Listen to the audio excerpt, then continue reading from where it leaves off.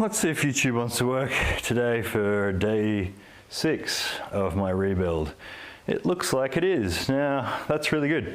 I'm not sure if the vocal is going to be any better. I've got a hard limiter on it and reduce the threshold maybe a little bit, so it should sound a little bit better. I won't bother reading out my stats. I'll show. Whoa. My friend, he said a friend does myofascial or myofascial release, depending on which country you're from, on your feet using kettlebells. So this is one way to do it. You can just stand on the kettlebell, which is a rounded surface, obviously. So by the top, your bones in your feet are bending over the kettlebell itself, and you'll be able to break those adhesions like this if you stand long enough and bounce up and down a little bit, push it against gravity. So that's a good way to do it. Also, it's twitching all my muscles, which is good, getting those oscillations down. So it would undoubtedly be helping me break some more of those adhesions as well. I do prefer the trigger ball though for it. So, but this is cool. This is also a really good one if you've got a broomstick. You can practice your stomach vacuums to develop the slings that are holding all the globus muscles together, all your actual muscles, the slings that hold them all together. So, excuse me, I just had protein. Still on the same diet.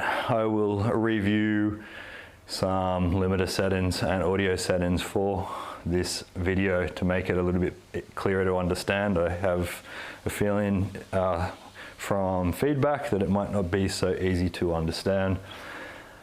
I feel all right. Obviously, I did a big weight session yesterday, so I woke up feeling quite sore. That means tomorrow I'm going to feel even more sore. Never fear about that. Physical pain is conditioned. You see, the way that I try to explain it to people is, you see a kid fall over when they're a kid and they cry.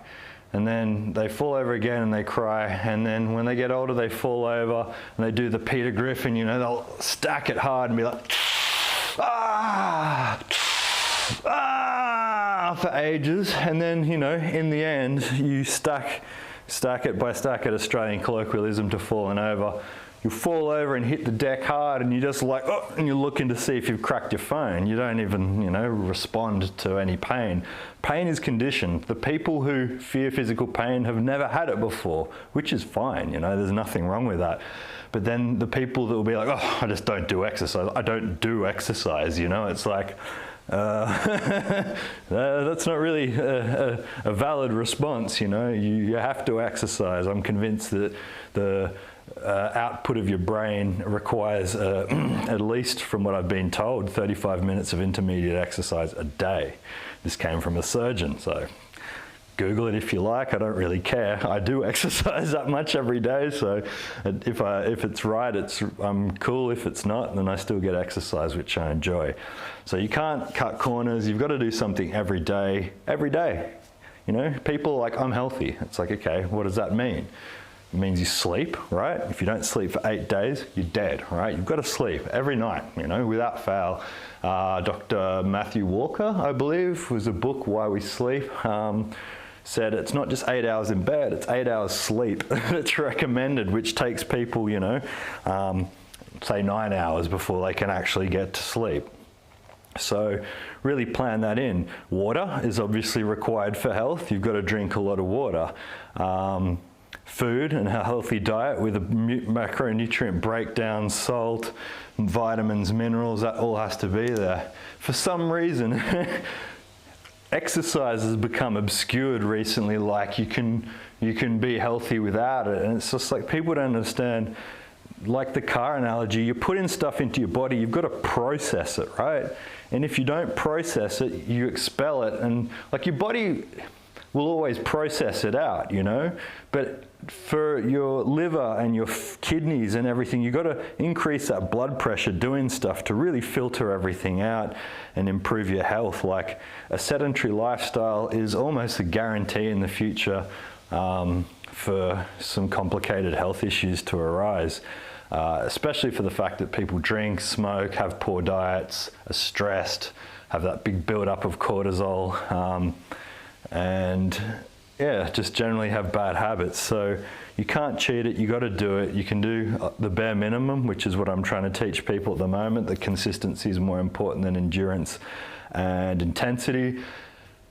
People have got themselves all hung up in this day and age that you've got to be trained like a professional athlete or train like an Instagram influencer, you know, like they're trying to sell you something and athletes are getting paid. That's the difference. If you're getting paid to break your body and get chronic traumatic encephalopathy or bad knees and a bad back, mate, that's why they're paying you $100 grand a year, $1 million, $10 million a year plus endorsements. You're getting something back for it. If not, then really, unless you love it like I do, like the greyhound, well, I'm not saying that greyhounds like it, you really need to focus on the bare minimum. I think the bare minimum is 10 minutes of self-assisted body weight exercises a day and a walk around the block in your city, you know, or around your town or whatever. Just get out, walk your dog, that's enough. People don't do that. People think they do that. People think, if I walk outside, catch the bus and get on the train and go to work that way, that counts. You'll find that that all adds up to like 15 minutes. You want to double that at least and more, like I said, 35 minutes. So 35 minutes of intermediate level cardio, which I think is a brisk walk, and a few push-ups at home. You know, rumble with your kids will suffice. Like there's ways that you can count it all to add up. These Fitbits and I've got an Apple Watch, is really good for telling you like your pedometer, like how many steps you've taken and stuff. I think that's all important to calculate. I can't stress this enough. Like, gone are the times where you can just be willfully ignorant of this stuff whilst living in a society. I hate to say it, but it's as irresponsible, in my opinion, as somebody who's texting and driving, or drink driving even. If you just don't exercise and have a poor diet, then it's almost guaranteed that you'll have some sort of complicated surgery requirement. In my experience, from what I've seen from secondary healthcare numbers, from what I used to work as a data analyst, you won't cheat it eventually, and it will cost you, effectively, the taxpayer, but every other taxpayer as well. And you know, people think it's controversial because they say, oh, but what about the people who have a genetic predisposition to cancer or have a predisposition to heart disease?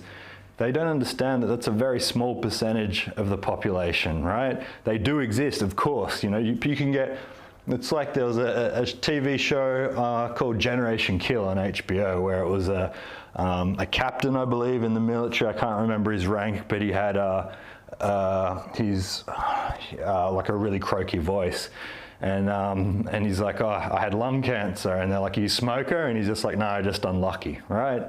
So there are people that will get cancer and get heart diseases. I'm not saying that's not the case, but it's a very small percentage of the population. And unfortunately, as far as I'm concerned, and from what I've seen from data, it's just poor habits that people have built up and neglecting themselves. And I think it's come into an age now with the internet and with all this stuff online where you can get all the information you want.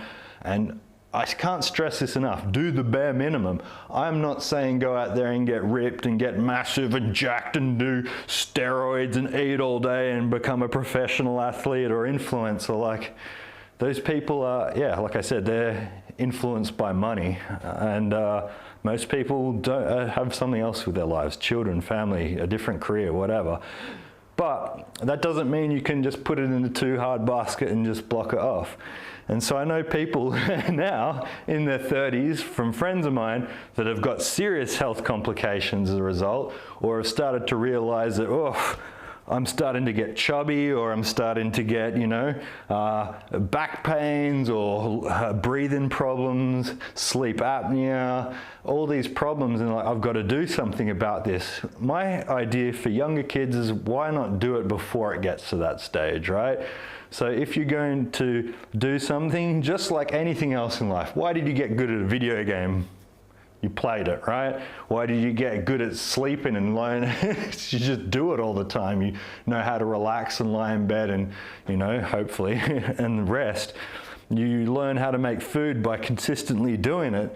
And that's the same with exercise. You've just got to consistently do it. The Nike slogan, just do it. It's the best slogan of all time. It's something that you just really have to program into your mind. There's no cutting corners. It should be fun. It should be easy. It doesn't have to be long. You just have to be consistent with it. So, it's funny, I've been writing a lot of material recently to try and explain this to kids, and there's a Reddit forum called Explain It Like I'm 5, and I'm writing my notes to record videos, and then I'm going to re-record them, make various iterations of it to boil it down to make it more understandable with feedback that I get from my younger cousins. It's hard. It's really hard because you don't want to sound patronizing because kids are quite smart. And like, I just don't know where the threshold is anymore, but I'm always well and truly impressed by the intelligence of my younger cousins, some quite young. So it will be interesting to see what they think of the material, because the easiest part is that they're already athletes. So, and in Australia we take sport incredibly seriously. So I'm hoping that they'll be able to learn some of the pros and cons that I've learned, and some of the pitfalls that I made, and how to avoid them when they're growing up and doing sport. But I would really also like to make this resource to just explain to kids that everyone's an athlete for free, without equipment, without gym memberships, without sports teams. You're competing against yourself and no one else. You're just comparing your performance today to yesterday, and you can do it in your own room. You don't need anybody to watch. Don't feel self-conscious.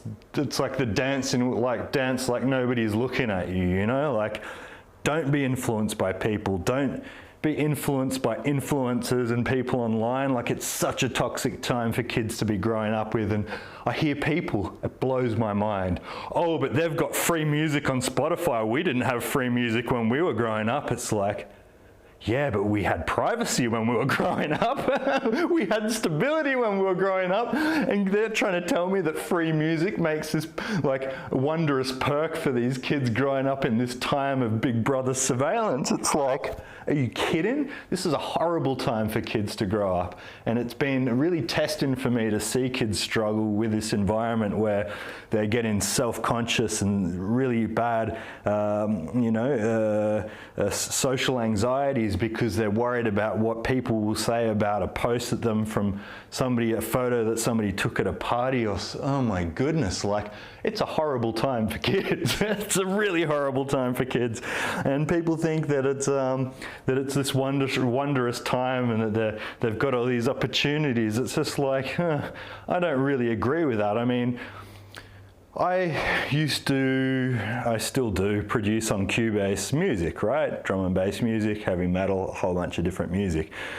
I can sit down now on YouTube and say, I want to make a bass line like Fred V in graphics on this song, and then bring up a video and it'll be some rude boy in London like, yo fam, how's it going? Today we're going to make Fred V in graphics track X bassline sound using this instrument, the instrument that you use, you know, and they'll show you exactly everything to do to get that bassline sound. It's like, when I was using Cubase on my Atari ST in 1996 or 1997, just to get a sound out of it, because you didn't have manuals and stuff, or you had a bootleg copy of it or something. I mean, no I didn't. And you didn't know, you had to figure it all out, right? So it was that challenge, that's what motivated you to keep on going. I think the hardest part is kids just say, oh, it's there's the answer, so why bother doing it? And I think they do the same with health, right? So I think they're like, oh, well, look, this dude's getting ripped on the internet and he says it's easy, so why bother? I think it's cool, you know, when you say that as a kid, but I think you'll regret it later on, basically. There was a post that I made on Twitter earlier, actually, and somebody was talking about if it's too late to get into combat sports in their 30. And this guy said, no, you know, go for it, you know, look, compete, do whatever, you know. And I responded, this is the right answer and attitude. Well said. A lot of people in modern times fear failure. They think if they don't become the best, it isn't worthy of the pursuit. Ironically, this is a loser's attitude and you'll never master anything thinking this way. And that's how people think. And I think that's really sad. It's just like, it's the Homer Simpson, or is it Bart that says it in response, like, too hard, don't try. Like, that's why my concept is bringing it back to the basics and really showing that it's just the bare minimum. Just learn to walk first, and once you walk, you'll learn to run. But hey, who cares? There's no rush. Why not just walk for a bit longer, you know? Walk around and then walk backwards. And walk backwards for a while and then walk sideways. It's just like, take it slow. The progress is far more important on a slow and steady wins a race sort of concept than it is to just become the best of all time. Like, nobody starts doing anything to become the best of all time, right? How would you know? Like, nobody's got a crystal ball or goes to a fortune teller that says, oh, you're going to be the Michael Jordan, you're going to become the best basketball player of all time, so just kick ass and enjoy it. It's like, no, he worked his guts out. All those dudes worked their guts out. Boxers, Manny Pacquiao, Mike Tyson, all those dudes. Mike Tyson, 53, going back in the ring. You see that dude fighting now. Everything is still perfect. Like, he might not have the speed that he used to have. He might not, you know, have the same endurance that he used to have. But stuff, the way he moves, the way he fires out stuff, it's just pre-programmed. It never leaves you. And the way to do that is consistency, and not just for a year and then never doing it again. This is the best video game of all time. Not only will it help you play video games better, it'll help you sleep better, it'll help you digest your food better, it will improve your self-confidence. You look in the mirror and be like, oh, hey, good looking, you know, like there's so many reasons to do this, and it's something, like I said, I'm fearing that people start looking at, put it in the too hard basket, or I don't have time for that. It's like, you do have time for it. Everyone has time for it. There's no excuses for not doing training and exercise and being healthy, full stop. Anyway, I'll leave it at that tonight. 17 minutes. I went on a bit of a tirade. But it feels good. It feels good doing some weights, I must say. Like, I don't think I'll ever be able to escape weights, despite my doctors telling me, you know, chronic pains are guaranteed after combat sports if I keep on doing weights. Hey, who wants to be 100, right? Have a good night. I'll put the datas up on the video if you care.